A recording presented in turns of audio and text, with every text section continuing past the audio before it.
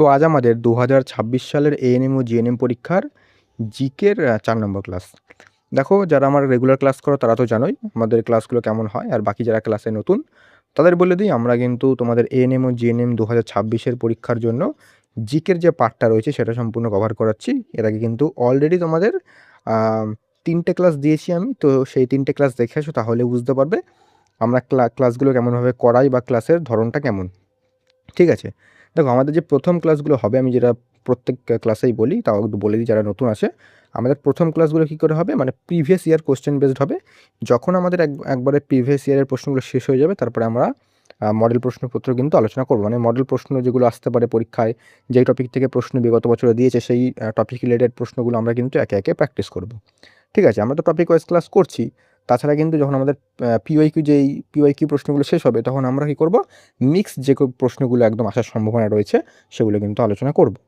তো এর আগের যে ক্লাসটা ছিল ৩ নম্বর ক্লাস, সেখানে কিন্তু আমি ২০২৫ সালের প্রশ্নপত্রে যে সমস্ত জিকেগুলো এসেছিল, সেগুলো একদম কভার করে দিয়েছি। একদম অ্যানালাইসিস করে, বিশ্লেষণ করে তোমাদের সেই প্রশ্ন রিলেটেড যে সমস্ত তথ্য, যে সমস্ত প্রশ্ন হতে পারে, সমস্ত কভার করে দিয়েছি।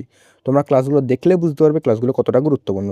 আর ক্লাসের পিডিএফও আমি ফ্রিতে দিয়ে দিই। তো পিডিএফটার জন্য তোমাদের বলি, শুধুমাত্র শেষ পর্যন্ত দেখো। আজকে আমাদের ২০২৪ যে সমস্ত প্রশ্নগুলো এসেছিল, তার সম্পূর্ণ অ্যানালিসিস, সম্পূর্ণ বিশ্লেষণ সহ তোমাদের আজকে আলোচনা করব। তাহলে কিন্তু ২০২৪টা শেষ হয়ে যাবে। বাকি আমাদের ২০২১, ২২, ২৩টা বাকি থাকবে। সেগুলো কিন্তু পরবর্তী ৩ টে ভিডিওতে আমরা কভার করে দেব। তাহলে একদম হোল পুরো একটা যে বিশ্লেষণ তোমাদের এএনএম ও জিএনএমের প্রিভিয়াস ইয়ারের জিকের সম্পূর্ণ হয়ে যাবে। তারপরে আমরা মিক্সড কোয়েশ্চেন যেগুলো আসতে পারে সেগুলো করব, এবং একই সাথে তোমাদের যে টপিকগুলো রয়েছে সেই টপিক ভিত্তিক এক একটা ক্লাস আমি দিয়ে সম্পূর্ণ টপিকগুলো কভার করে দেব। পরিষ্কার আমাদের ক্লাসগুলো কেমন করে হবে নেক্সট। আর একটা কথা তোমাদের বলি প্রথমে, ক্লাসটা শুরু করার আগে, অনেকে আমাকে লাইফ সায়েন্সের কথা বলছিল, ঠিক আছে? তো লাইফ সায়েন্সের জন্য তোমাদের জন্য একটা সলিউশন নিয়ে এসেছি আমি। সলিউশনটা কি দেখো, লাইফ সায়েন্সের জন্য তোমরা কি করবে, স্ক্রিনে তোমরা একটা ইউটিউব চ্যানেলের ফটো দেখতে পারছো। তো এই ম্যাডাম কিন্তু নতুন খুলেছেন তার ইউটিউব চ্যানেল। ইনি কিন্তু নিজেও একজন সিলেক্টেড ক্যান্ডিডেট, এই পরীক্ষায় নিজে কিন্তু সিলেক্টেড। তাই ইনি কিন্তু তোমাদের ভালো করে গাইড করতে পারবেন। ইনি কিন্তু খুবই তাড়াতাড়ি তোমাদের জন্য সায়েন্সের বিভিন্ন ক্লাস দেবে। বিভিন্ন সায়েন্সের ক্লাস বলো বা বিভিন্ন গাইড বলো, যেগুলো তোমাদের পরীক্ষার জন্য গুরুত্বপূর্ণ।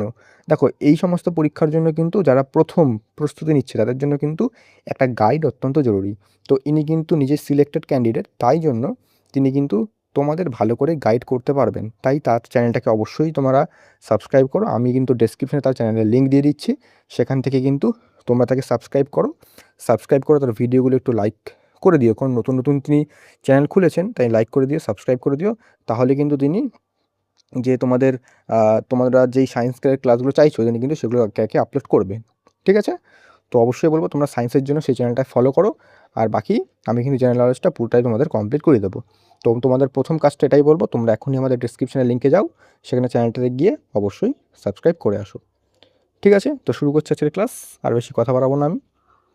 দেখো, প্রথম প্রশ্ন দেখো আজকের ক্লাসের, ওয়ার অ্যান্ড পিস উপন্যাসটি লিখেছেন কে?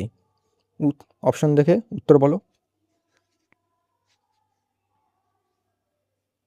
যারা প্রশ্নের উত্তর জানবে তারা কিন্তু অবশ্যই ভিডিওটা প্রথমে পজ করবে, দেন উত্তরটা বলবে। ঠিক আছে? আমাদের ক্লাসগুলো এভাবেই হয়। যারা নতুন তাদের বলে দিই, এই যে একটা ধরো প্রশ্ন আলোচনা করলাম, এবার এই প্রশ্নের উত্তরটা আমি বলবো। তারপরে এই যে প্রশ্ন রিলেটেড বা এই যে অপশন রিলেটেড যে সমস্ত প্রশ্নগুলো হতে পারে এর আশেপাশে, সেগুলো কিন্তু আমরা আলোচনা করি।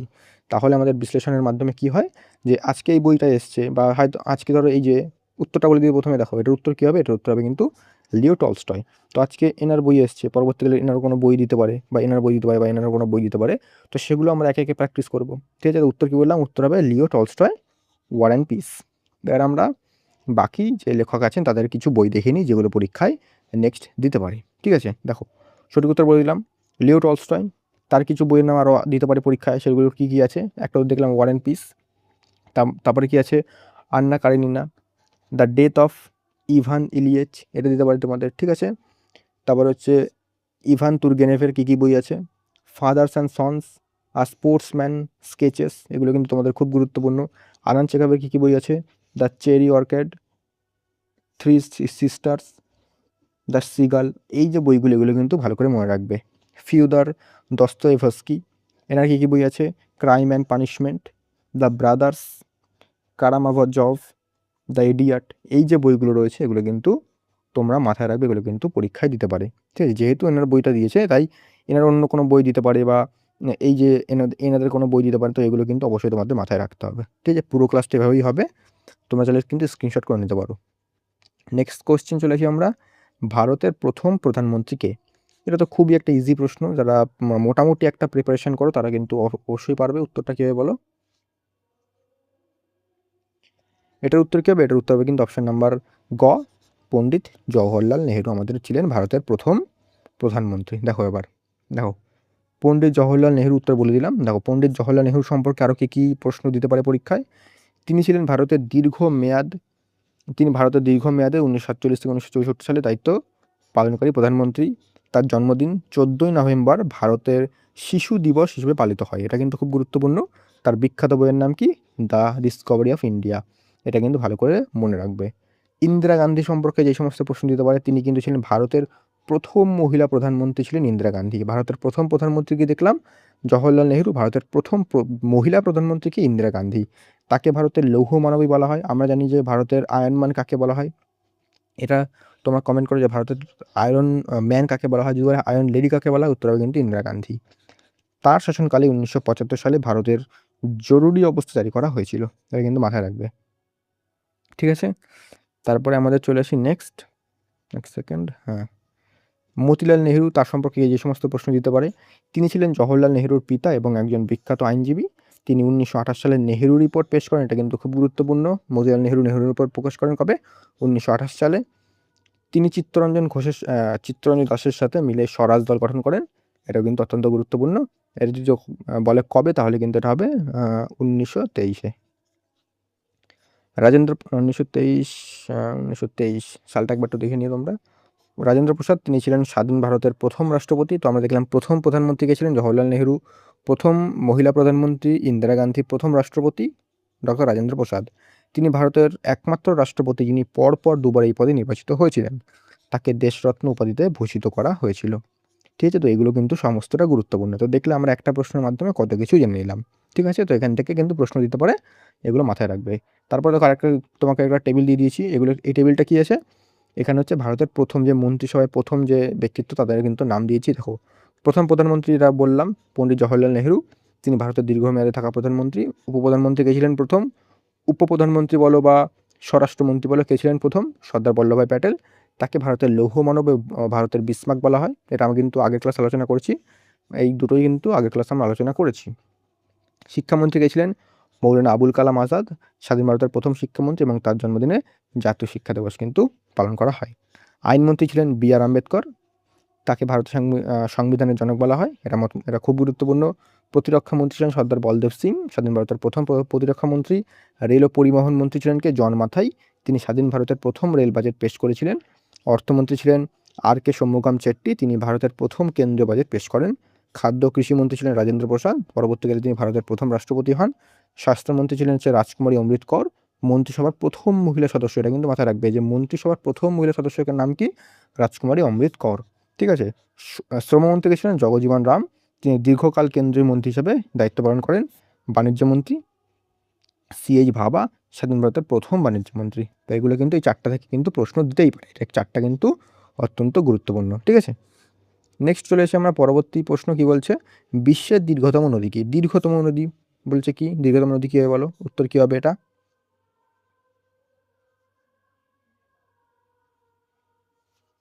দীর্ঘতম নদী যদি বলে না, তাহলে হবে নীল নদ। ঠিক আছে, আমাজন হবে না, আমাজন হচ্ছে বৃহত্তম।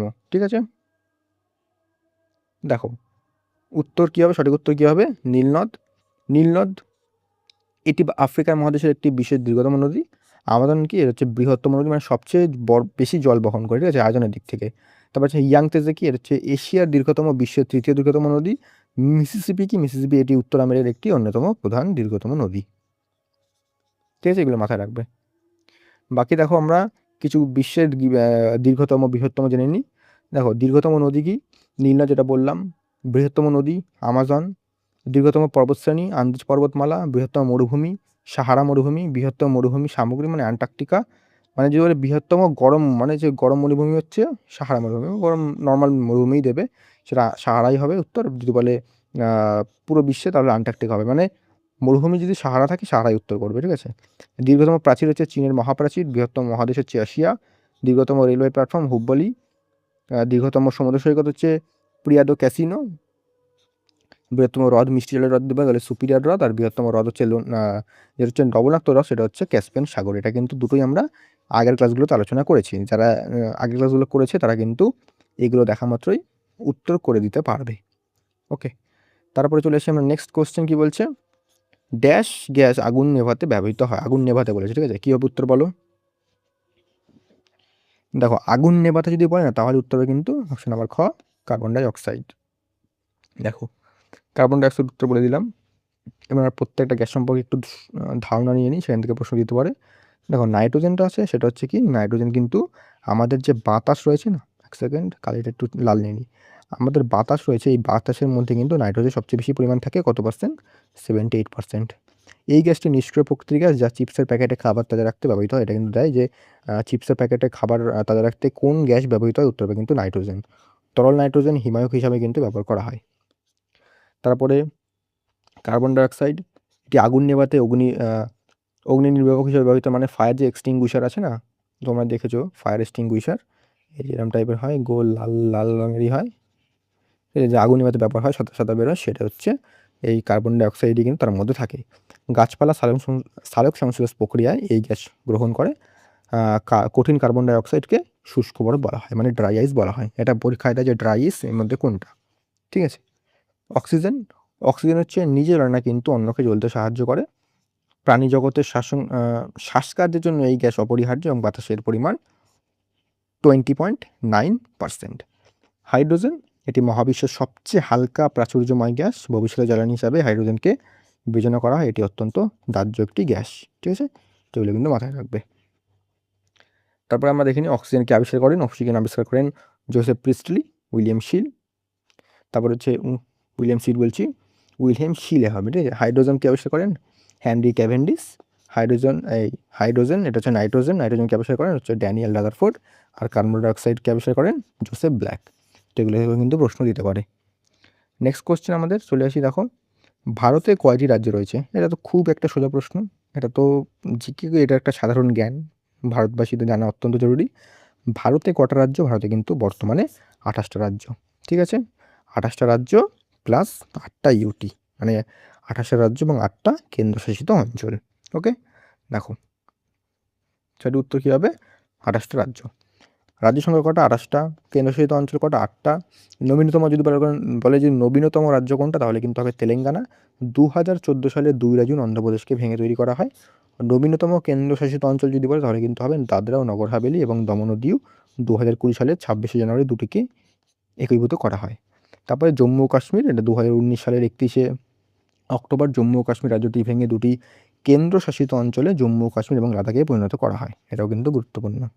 তারপরে তোমরা এখান থেকে দেখতে পারো যে ভারতের সবচেয়ে বৃহত্তম রাজ্য কোনটা? রাজস্থান। আয়তনের দিক থেকে আয়তনে ক্ষুদ্রতম গোয়া। জনসংখ্যার বিচারে বৃহত্তম হচ্ছে উত্তরপ্রদেশ। জনসংখ্যার বিচারে ক্ষুদ্রতম সিকিম। সর্বাধিক স্বাক্ষর হচ্ছে কেরালা, মানে হাইয়েস্ট লিটারেসি রেট। সর্বনিম্ন স্বাক্ষর হচ্ছে বিহার। আয়তনের বৃহত্তম কেন্দ্রশাসিত অঞ্চল লাদাখ। আয়তনের ক্ষুদ্রতম কেন্দ্রশাসিত অঞ্চল লাক্ষাদ্বীপ। তারপরে ভাষার ভিত্তিতে প্রথম গঠিত রাজ্য কোনটা? অন্ধ্রপ্রদেশ। 1953 সালে কিন্তু গঠিত হয়।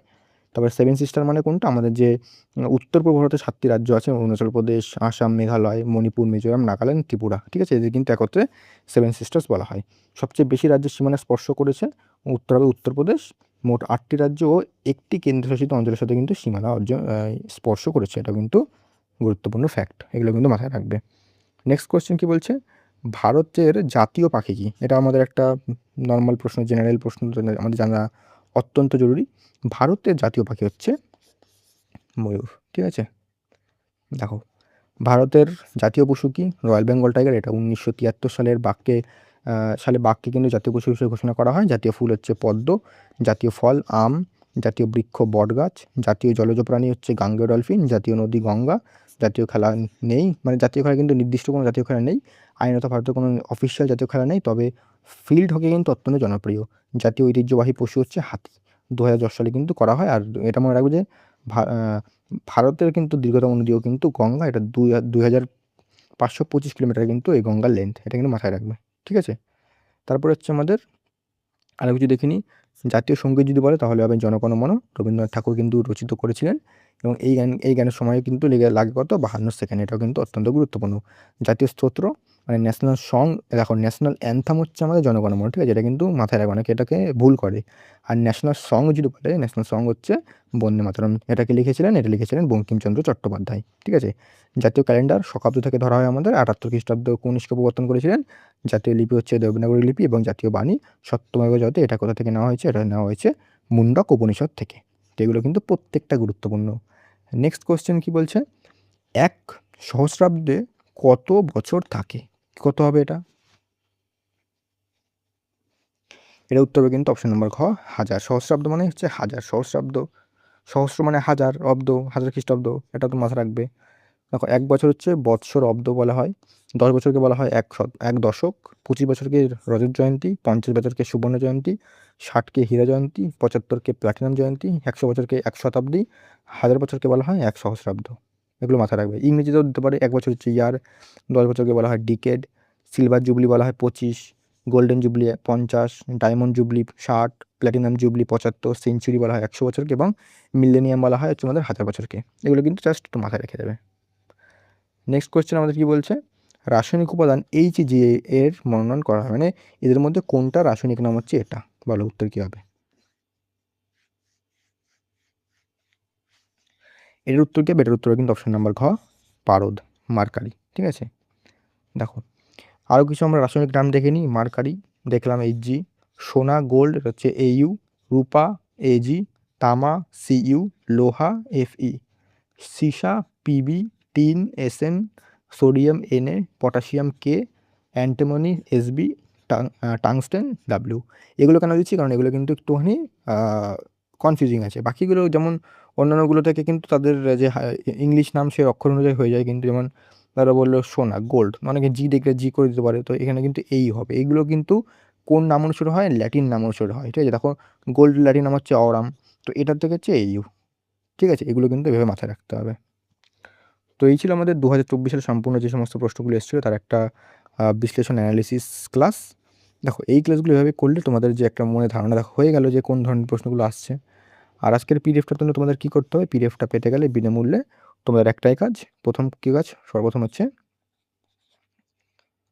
চ্যানেলটাকে সাবস্ক্রাইব করতে হবে। করে কী করতে হবে? করে আমাদের যে ডেসক্রিপশানে একটা টেলিগ্রামের লিঙ্ক দিয়েছি আমি, ডেসক্রিপশানে টেলিগ্রামের লিঙ্কে গিয়ে সেই গ্রুপে জয়েন হয়ে যাও। সেখান থেকে কিন্তু পিডিএফটা সম্পূর্ণ তোমরা অ্যাক্সেস করতে পারবে। এই পিডিএফটার সাথে আমি যে আগের ক্লাসের পিডিএফগুলো দিয়েছি সেগুলো কিন্তু একেবারে কিন্তু ওখান থেকে তোমরা নিয়ে প্র্যাকটিস বা রিভিশন করতে পারবে, ঠিক আছে? তো আজকের জন্য এতটাই রাখলাম। আর তোমার যেটা বললাম, তোমাদের কিন্তু যে সায়েন্সের ক্লাস সেগুলোর জন্য আমি সেই চ্যানেলটার নাম বলে দিলাম। সেই চ্যানেলটা গিয়ে তোমরা কিন্তু অবশ্যই ডেসক্রিপশনের লিঙ্ক দিয়ে রাখলাম, সেখানে গিয়ে তোমরা সাবস্ক্রাইব করে দাও। সেখান থেকে তোমরা সাবস্ক্রাইব করলে সেখান থেকে কিন্তু অনেক গাইডেন্স, অনেক কিছু সায়েন্সের ক্লাস বা কোন টপিকগুলো তোমাদের প্রথমে করতে হবে, তোমরা কীভাবে প্রিপারেশানটা এই কদিনের মধ্যে শেষ করবে, কী করে বেশি বেশি করে তোমাদের মানে এই সময় কী করা উচিত সেগুলো কিন্তু তিনি ভালো করে বলে দেবেন, ঠিক আছে? তো অবশ্যই কিন্তু সেই চ্যানেলটাকে সাবস্ক্রাইব করে আসো। তো দেখা হচ্ছে নেক্সট ক্লাসে।